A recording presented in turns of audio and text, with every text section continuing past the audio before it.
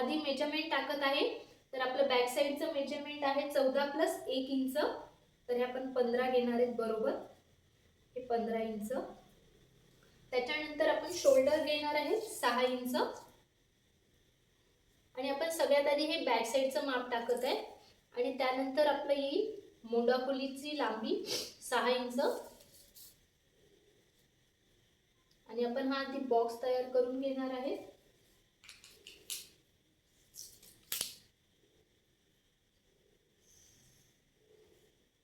त्याच्यानंतर आपलं छाती माप आहे फिक्स 11.5.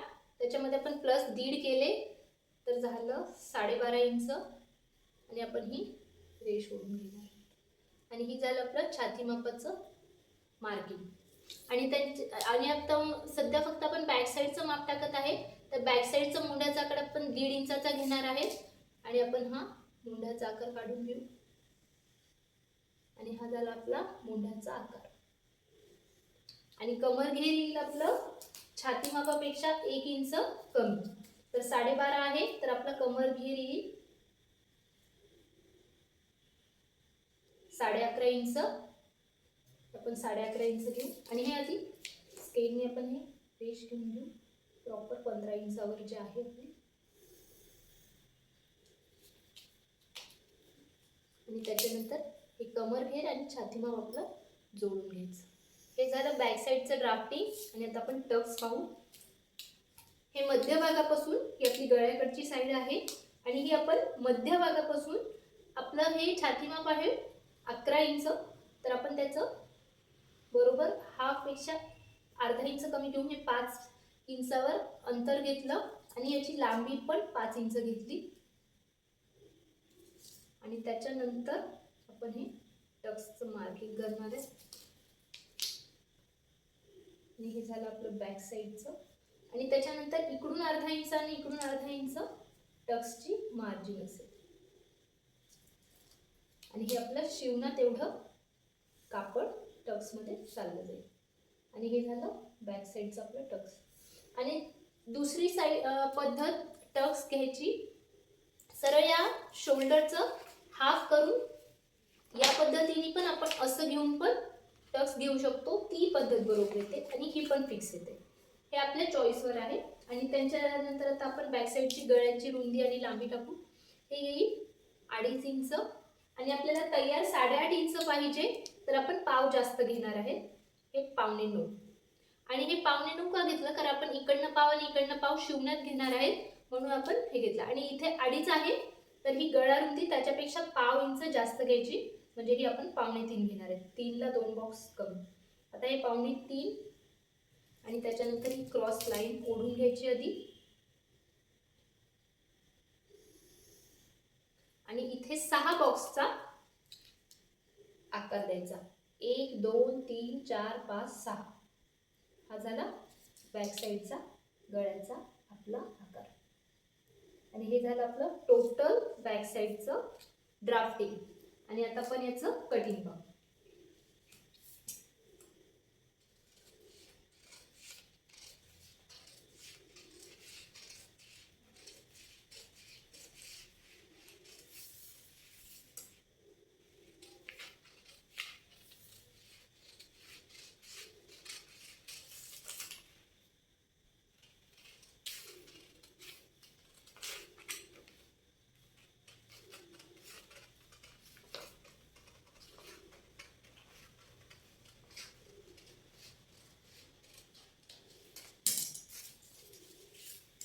आणि आता ते आपलं मुंड्याचं कटिंग झालेलं आहे.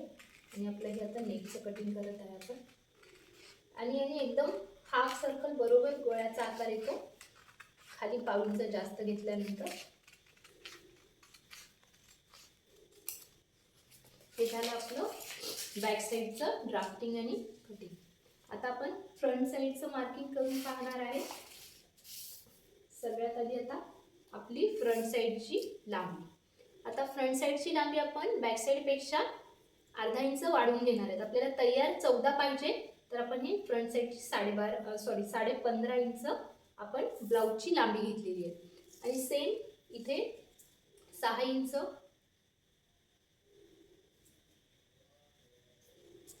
आणि त्याच्यानंतर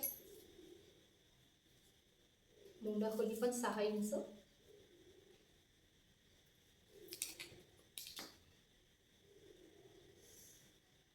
आणि आता पण छाती माप जे आपलं 1.5 इंच जास्त प्लस केलेलं आहे 11.5 प्लस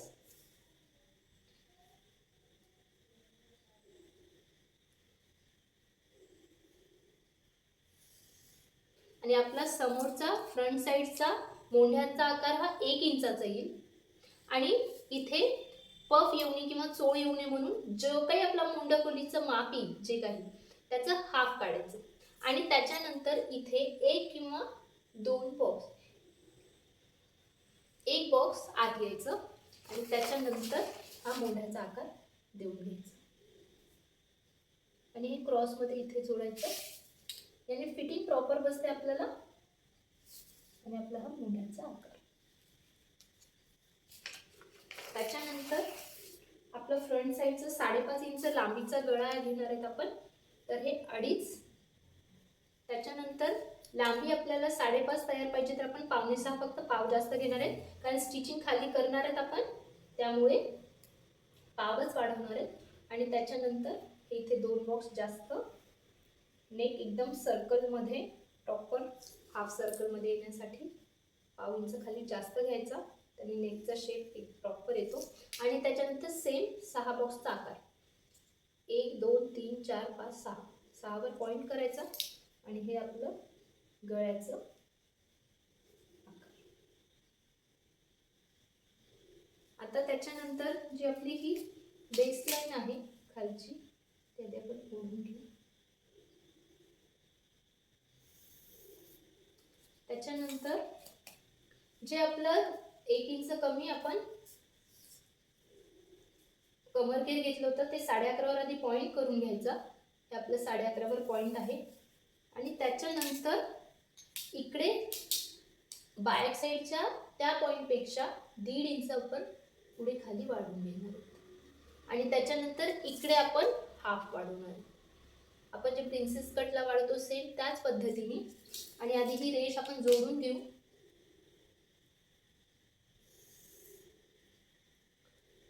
त्याच्यानंतर आता आपण क्रॉसपट्टीचं माप सगळ्यात आधी टाकू. आपल्याला तयार 3 आणि 4 ची पाहिजे, तर आपण 4 आणि 3.5 ची घेणार आहेत. 4 आणि 3.5. त्याच्यानंतर आपण हे क्रॉसपट्टीचा आकार देऊन घेऊ.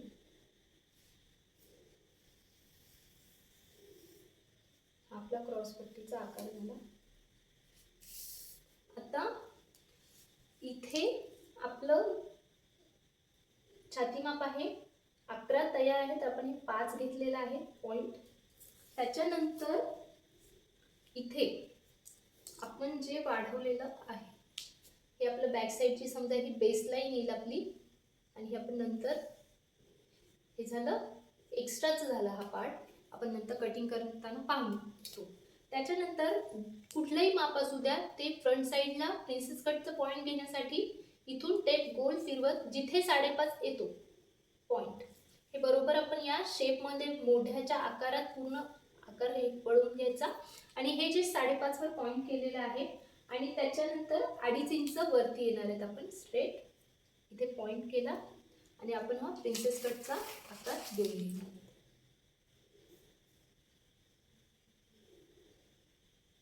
हे झालं आपला प्रिन्सेस कटचा आकार.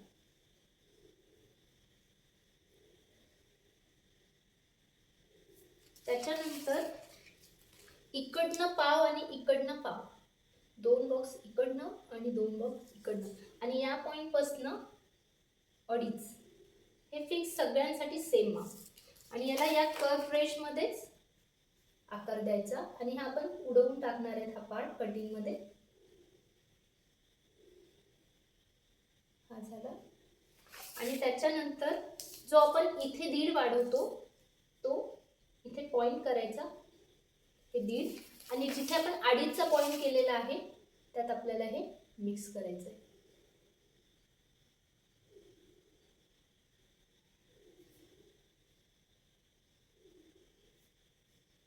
आणि ही जी आपली सेंटर मधली लाईन आहे ती प्रॉपर शेप मध्ये येते की नाही ते पाहून घ्यायचं आणि त्याला कर्व आकार बरोबर करून घ्यायचा.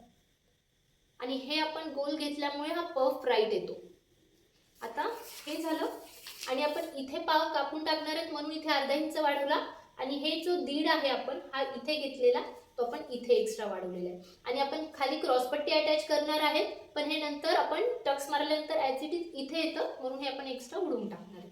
आणि हे झालं आपलं फ्रंट साईडचं ड्राफ्टिंग. आणि आता आपण याचं कटिंग पाहू.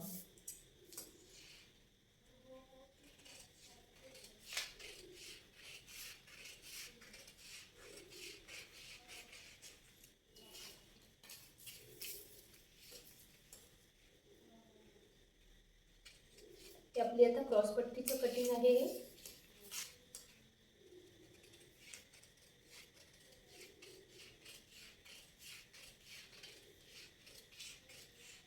आणि हे एक्स्ट्राच आपण एक कट करून टाकणार. आणि ही झाली आपली खालची क्रॉसपट्टी. आता आपण साईडचे कटिंग करू.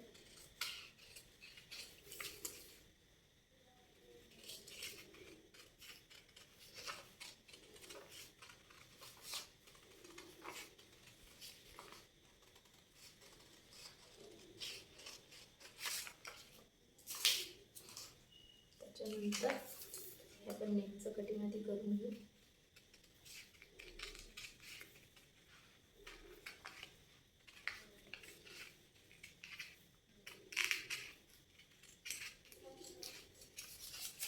त्याच्यानंतर आपलं हे जे आपण प्रिन्सेस कटचं माप घेतलेलं आहे हे सेंटर मधला हाफ इंच आपल्याला उडवायचं आहे.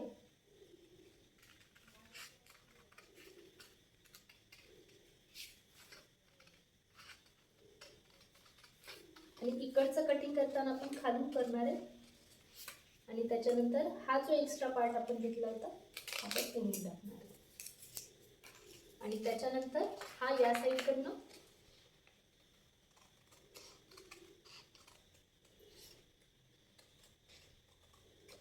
हे झालं आपलं फ्रंट साईडचं कटिंग. हे असं. आणि हे जे आपण हे केलंय ते बरोबर असं दिसेल. हे झालं आपलं फ्रंट साईडचं कटिंग. आता आपण बाहीचं ड्राफ्टिंग पाहणार आहे. आता ब्लाऊजमध्ये फिक्स छाती मापापेक्षा अर्धा इंच बाही रुंदी कमी घ्यायचं. हे कुठलंही माप असू द्या. आता आपल्याला तयार 12 इंच लांबीची बाही पाहिजे आहे, लॉंग बाही. तर आपण हे 13 इंच घेतलेलं आहे लांबी. आणि त्याच्यानंतर बाही रुंदी घेतलेली आहे आपण 10.5 इंच. ही 10.5 इंच. त्याच्यानंतर 3 इंच खाली यायचं, 3 वर पॉईंट करायचा आणि 3.25 वर पॉईंट करायचा. आणि हे प्रत्येक ब्लाऊजच्या मापासाठी सेम पद्धत. आणि त्याच्यानंतर ही क्रॉस रेष ओढून घ्यायची सगळ्यात आधी, जे आपण 3 वर पॉईंट केलेला आहे तो.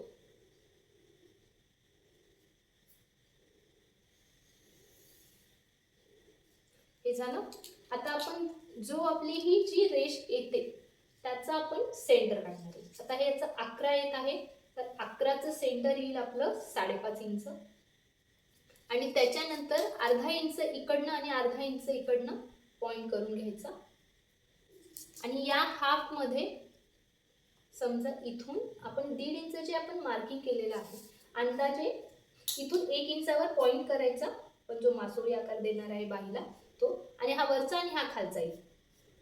आणि हा झाला आपला बॅक साईडचा आकार. आणि हे झालं आपलं बॅक साईडचं मासोळी आकार. आणि फ्रंट साईडचं सेम त्याच्या सिमिलर लाईन हे 3.25 वर जे पॉईंट आपण घेतलं होतं तिथे आपण ते पॉईंट केलेलं आहे. हे 3 वर रेष घेतलेली आहे आणि 3.25 वर पॉईंट केलेलं आहे. आणि खाली आपलं दंडघेर येईल. आपल्याला दंडघेर 6 + 1.5 इंच पाहिजे तर हे 7.5 इंच. आणि आता हे पॉईंट इथे. आणि हे झालं आपलं लॉंग बाहीचं ड्राफ्टिंग. आणि आता आपण कटिंग पाहू.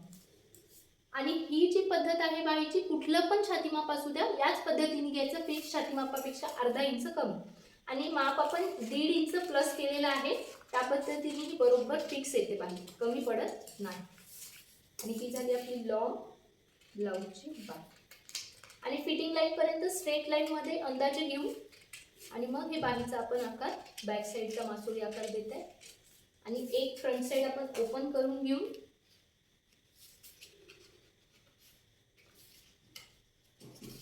आता हा बॅक साईडचा आपण मोंढ्याचा आकार देणार, सॉरी फ्रंट साईडचा हा आपण डीप आकार कट करून घेणार. आणि ही झाली आपली ब्लाऊजची फ्रंट साईड आणि ती झाली होती बॅक साईड. ही टोटल बाही आपली ओपन केल्यानंतर ही अशी दिसते. व्हिडिओ जर आवडला असेल तर लाईक करा, शेअर करा, सबस्क्राईब करा. थँक्यू.